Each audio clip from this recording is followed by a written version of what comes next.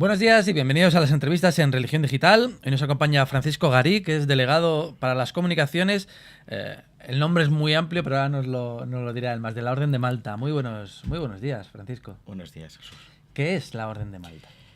La Orden de Malta es una de las instituciones probablemente más antiguas occidentales cristianas. Llevamos ya casi 1000 años. Sí, de hecho en 2013 celebráis el noveno centenario. El noveno centenario desde que fuimos orden religiosa. En el 1113 fue con Pascual II a través de la Bula Postulatio Voluntatis. Pero como decía, la Orden de Malta lleva ya casi 1000 años funcionando. Es una institución que sigue fiel a sus orígenes, y sus orígenes no son otros que su carisma fundacional, que fue la ayuda a nuestros señores, los enfermos y los necesitados. Y realmente eso es lo que ha sido y por lo que ha perdurado a través del tiempo. O sea, muchas instituciones dejan de existir cuando el motivo de su fundación o de su existencia perece, y evidentemente la necesidad en el mundo y de los enfermos y la gente necesitada siempre, lamentablemente es algo que va a seguir desde que el mundo es mundo existe por muchos años. Pero si es una orden que nacéis al albur de una época histórica muy determinada, de las cruzadas, pero que os habéis sabido reinventar o al menos ir adaptando al signo de los tiempos. Nos hemos reinventado constantemente. O sea, partimos de Jerusalén, antes de las cruzadas, donde un pequeño grupo de comerciantes de Amalfi pidió una licencia para poder crear un hospital, que realmente somos hospitalarios. Orden hospitalaria, sí. Fundamental, un convento, una iglesia. Posteriormente pasamos a ser orden religiosa, probablemente porque era el modelo más eficiente en ese momento. Aparte que evidentemente éramos católicos, somos cristianos, era un modelo realmente para poder crear una comunidad hospitalaria el más eficiente. Luego pasó a ser militar. Y la orden, a pesar de que ha sido fiel a sus principios y a su carisma fundacional, como digo, es el obsequium pauperum y la defensa de la fe, que es el Atuitu Fidei, se ha ido adaptando a los tiempos. Cuando en un momento dado fue militar, luego ha ido cambiando de país y ha llegado hasta hoy en día, donde realmente yo creo que es una de las organizaciones de ayuda internacional que a lo mejor en España no es tan conocida, pero en el mundo es muy, muy conocida. Porque estáis presentes en muchos rincones de la Tierra. Estamos presentes, si vamos desde un punto de vista subjetivo, la orden, por un lado, como he dicho, es una orden religiosa, ¿sí? Pero por otro lado es un ente de derecho internacional. Funciona como un país, simplemente pues su territorio, como dicen las enciclopedias, si vas a Wikipedia, es el país más pequeño del mundo porque es el Palacio de Via Condotti, realmente es un palacio que está dentro de la isla de Malta. No, Via Condotti está en Roma. Eso. Está en Roma, está en el Vaticano, está en la ciudad del Vaticano. Entonces, como decía, como Estado independiente tenemos relaciones bilaterales con 104 países ahora mismo. O sea, relaciones diplomáticas. Somos embajadores en 104 países. Luego, aparte, tenemos estatus de observador permanente en Naciones Unidas, en la UNESCO, en 12 instituciones internacionales. Y por eso digo, por un lado, tenemos esos 104 países relaciones internacionales y tenemos proyectos en más de 120 países. Y muchas de las relaciones internacionales que tenemos no son ni siquiera en estados católicos.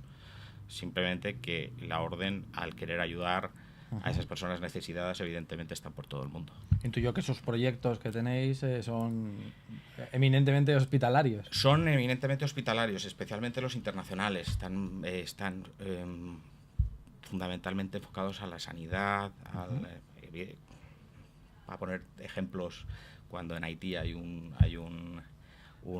terremoto como el que hubo, o Myanmar, o todos estos sitios.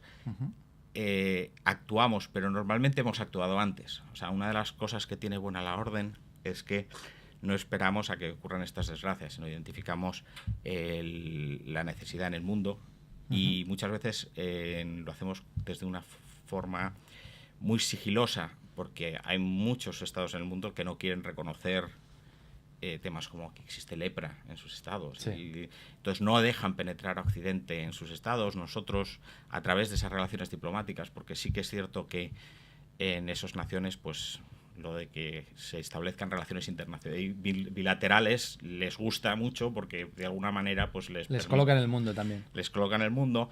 Nosotros entramos, nuestros embajadores entran, pues eso, como un embajador, quiero establecer a los 4 días, establece una embajada, al mes le hablan con los políticos y les dicen, oye, usted, yo es que mire, a mí me gustaría abrir un pequeño dispensario porque he visto que hay necesidad y yo tengo un tiempo libre y entonces pues... Y crean un pequeño centro de salud, luego crean una clínica, luego investigan sobre las cárceles del país, cuáles son las condiciones sanitarias de las cárceles, hacen un mapa un poco de la situación, vuelven a sus países a obtener financiación y poco a poco crean esa infraestructura. ¿Qué ocurre? Que en situaciones como en Myanmar, cuando todas las organizaciones internacionales estaban en la frontera quejándose ante los medios públicos. Ya estabais dentro, claro. Nosotros estábamos ya dando cobertura a más de 50.000 personas. También es la suerte de estar configurados como un Estado, con lo cual poder tener delegación permanente en cualquier rincón. Entonces, claro. Si por ejemplo en ese caso trabajamos a través con el gobierno alemán, donde allí Malteser Internacional es muy reconocido y conocido y tenemos una relación fantástica. Entonces, lo que ocurrió allí es que simplemente se transfirieron los fondos necesarios, porque en el país había medios, había que comprarlos, y lo que necesitabas era tener médicos y tener infraestructura. Sí. Cosa que en Haití, por ejemplo, no sucedería. Exacto. Entonces, es un modelo complejo, pero que funciona, en el fondo. Yo siempre digo, es un modelo que, como decías antes, se ha ido adaptando a los tiempos, donde a veces no quieres que tu mano derecha sepa lo que hace tu izquierda, porque no es bueno, porque en cuanto tú en estos países denuncias, automáticamente te cierran las puertas. Sí, claro. Entonces, a nosotros no nos interesa la denuncia... No, y la diplomacia política, al ser un Estado, también es distinta que la de una organización más activista o más de ONGs o demás. Exacto, claro. Exacto. Y básicamente nuestra función internacional, como digo, son 120 proyectos. Para ser eficientes, antes nosotros tenemos 47 asociaciones internacionales en cada país, tienes una asamblea. Y luego tenemos los grandes prioratos y los prioratos, que son menores pero son más históricos. Como decía, todos ellos, el problema que teníamos al principio es que cada uno quería hacer sus proyectos internacionales y al final no haces nada. Claro. Entonces nos hemos juntado todos a través de lo que es Malteser Internacional, que empezó en Alemania, que poco a poco se va instalando en el mundo, y ahora Malteser es el que se dedica a los proyectos internacionales en general. Luego hay excepciones, como todo, pero que a lo mejor alguna asamblea en particular, como la francesa en el Hospital de Belén, donde nacen miles de niños todos los años en medio de una zona de guerra, tienen unos proyectos que luego han pasado a ser... Siguen naciendo niños en Belén. Siguen naciendo muchos niños en Belén. Vamos, las estadísticas hay que verlas y son casi 2.000 casos todos los años de niños que tienen que traspasar fronteras, es una situación muy complicada. Muy parecida a la que celebramos en pocos días, de la del niño Dios. Sí, digo, como metáfora navideña. Exactamente. Y esa es la parte internacional. Luego ya si nos movemos a España, España tiene gran tradición la Orden de Malta en España, 2 de las lenguas históricas eran españolas. Yo creo que hemos tenido históricamente... Hemos sido algo distintos al resto de Europa, porque no olvidemos aquí que nosotros también teníamos nuestros problemas locales, y entonces incluso en el gran sitio de Malta los miembros españoles, los caballeros españoles se quedaron en España y no tuvieron que, cuando se llamó a capítulo, porque tenían que defender las fronteras aquí. Pero España tiene muchísima tradición, hay muchísima gente vinculada. ¿Cuántos? Bueno, no sé si hay distintos grados de vinculación, pero ¿cuántos miembros tiene la Orden en el mundo y en España? En el mundo tiene 13.500 miembros. Luego tiene 80.000 voluntarios formados. ¿Sí? Nosotros distinguimos el voluntario formado, gente que realmente se le ha dado una formación. Y tenemos cerca de 25.000 empleados, que normalmente son casi todos sanitarios, son médicos y se vinculan a la Orden a través de proyectos. Eso es la fotografía internacional. En España, en este momento, debemos de rondar unos 700 miembros. Que no es nada desdeñable. Nada desdeñable, y voluntarios, la cifra que va variando día a día, ¿no? Pero solo los comedores, por ejemplo, tenemos más de 1000 voluntarios. Los comedores de Madrid, de Sevilla, y vamos creciendo. Además, estamos creciendo mucho en los últimos años. O sea, yo creo que ahí se ha despertado por fin la orden en España. Ahora que hablabas de lo de los comedores, es un tema que queríamos tocar. La crisis nos está azotando de una manera brutal a España y a todo el mundo. Y vosotros estáis, aparte de la misión puramente hospitalaria de la sanitaria, estáis con un proyecto muy interesante de comedores sociales, creo que repartidos prácticamente por todo el país. Por todo el país, sí. Y como digo, o sea, la orden inicialmente era más hospitalaria a los enfermos, pero siempre ha sido al necesitado. O sea, se expande, el concepto realmente se expande a la pobreza, al necesitado. Al necesitado también desde un punto de vista espiritual. Claro. Que nunca olvidemos eso. Una de las grandes además, cosas de la orden es esa. O sea, nosotros, cuando hablamos de voluntarios, yo siempre distingo el puro voluntarismo. O sea, a nosotros lo que se nos pide, y cuando entras como voluntario poco a poco es un camino hacia ahí, no es solo a ser voluntarista. Es hacer las cosas no porque están bien solo, sino como Dios quiere que las hagas. O sea, que tú en el momento en que estés delante de esa persona necesitada, realmente veas a Jesucristo delante de la persona necesitada. Entonces eso es algo que muchas veces los voluntarios al principio no entran en la orden, especialmente en los comedores, que entran pues porque es algo socialmente, que es algo necesario y lo ven como algo bueno, y es parte de lo que es el entender lo que es la orden, es realmente darte cuenta que esa es la fórmula que nosotros utilizamos cuando estamos ayudando a los demás. Y como decías, los comedores ha sido como un poco la explosión por la situación económica. Fue algo. Nosotros en España empezamos a trabajar con casas de ancianos, montamos algunas. Es una área un poco compleja porque la administración está muy metida, luego tienes la parte médica también, no es fácil hoy en día de solucionar, y tienes muchísimos requisitos. Y cuando empezamos con el primer comedor, que fue pues un experimento más, de repente nos dimos cuenta de la necesidad que había. Abrimos un comedor inicialmente en San Blas, que ya lleva funcionando más de 10 años. Luego abrimos otro comedor en Cuatro Caminos, en Topete. En Madrid son los 2 comedores que tenemos. El año pasado abrimos otro comedor, que este año cumple un año, el comedor de San Juan de Acre en Sevilla. En otros sitios realmente, como por ejemplo en Baleares, donde no hay todavía infraestructura suficiente para tener comedores propiamente, se buscan fórmulas alternativas. O sea, por ejemplo, en Baleares tenemos un centro asilo hospital de las hermanitas de los pobres, donde hemos puesto un equipo de voluntarios a trabajar, pues dando comidas, o sea, un modelo de colaboración. O sea, buscamos, siempre volvemos a cuál es la forma más eficaz para poder hacer las cosas dentro de los medios que tenemos. Y entonces, pues intentamos ser lo más eficientes posibles. O sea, en Madrid, en España ya ahora mismo los 3 comedores que son, entre comillas, oficiales de la Orden de Malta están dando ya más de 180.000 comidas al año. Que, bueno, es una pequeña cifra que va aumentando. Sí, pero estas pequeñas cifras son muy importantes para aquellos que lamentablemente padecen una situación mucho más dura de lo habitual y que no tienen dónde poder encontrar ese alimento. Hablabas antes de los 900 años del reconocimiento canónico, que se cumplirán en 2013. ¿En qué serie de actos? ¿Tenéis algún programa de actos organizado? Tenemos, o sea, fundamentalmente va a ser en Roma, porque ahí es donde tenemos nuestra sede internacional. Creo que es del 7 al 9 de febrero. Va a haber una audiencia para todos los miembros y voluntarios y familiares de la Orden de Malta, una audiencia por su santidad.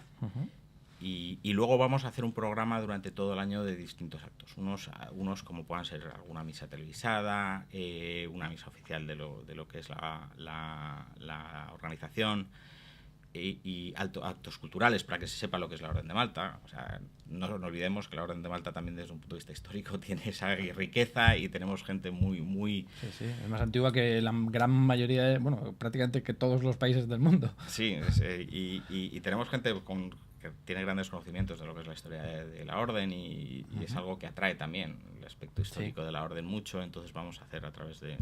¿Cómo lucháis contra esos estigmas que ha habido contra este tipo de órdenes que han sido muy noveladas y muy... Sí, no sé si históricamente maltratadas, pero al menos...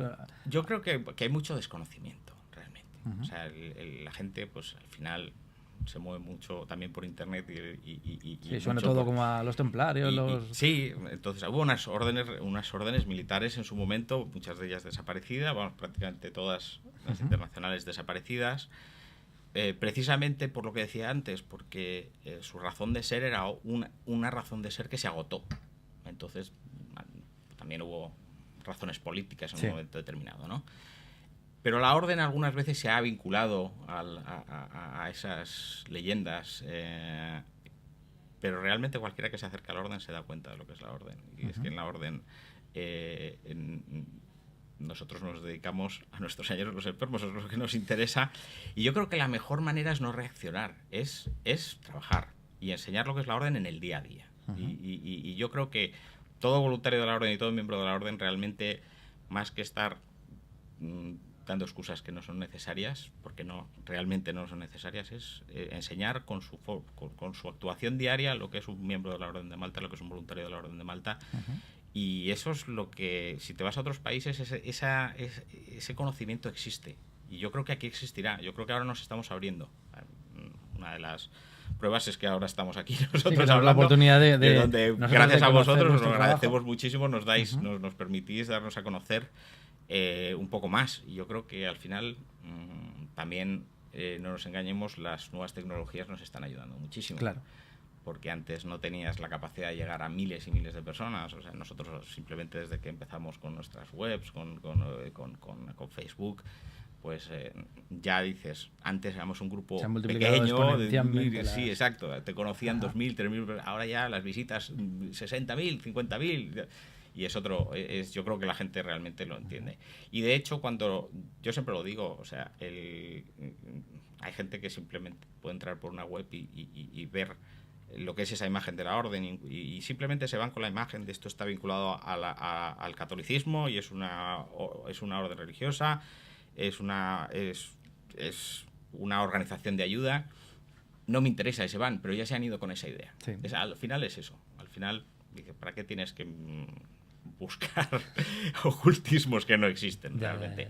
Pues tienen una web muy interesante que es www.ordendemalta.es, que verán ustedes pasar por aquí por un rotulito. Francisco, muchísimas gracias y esperamos que 2013 sea un año de celebración y de continuar trabajando y seguiremos dando cuenta de vuestras campañas Ahí estamos intentando dar a conocer qué es realmente la Orden de Malta. Os lo agradezco mucho. Ahora, como habéis visto, si cualquiera que entre en la campaña entre este momento y final de año, estamos recaudando fondos precisamente para los comedores sociales, porque intentamos ser todo lo eficientes que podemos. Evidentemente trabajamos con el voluntariado y obtenemos de muchísimas organizaciones que nos ayudan, muchos comida y todo, pero bueno, al final también tenemos unos gastos fijos de electricidad y de que tenemos que suplir y como digo yo, con €1 damos 66 comidas. Entonces, perdón, lo he dicho incorrectamente. Con 10 euros damos 66 comidas. Que ya es de todas maneras. Que son o sea, junto a lo que nos dan, evidentemente claro. 10 euros, no 66 comidas no se dan con 10 euros, pero ahí estamos y a vuestra disposición cuando queráis y muchísimas gracias por invitarme a venir y espero que haya sido interesante. Seguro que sí. Pues muchas gracias, Francisco. A ustedes les animamos a que entren en la web y que brujulen y conozcan un poquito más a la Orden de Malta y les esperamos en nuevas ediciones de las entrevistas en Religión Digital. Muy buenos días.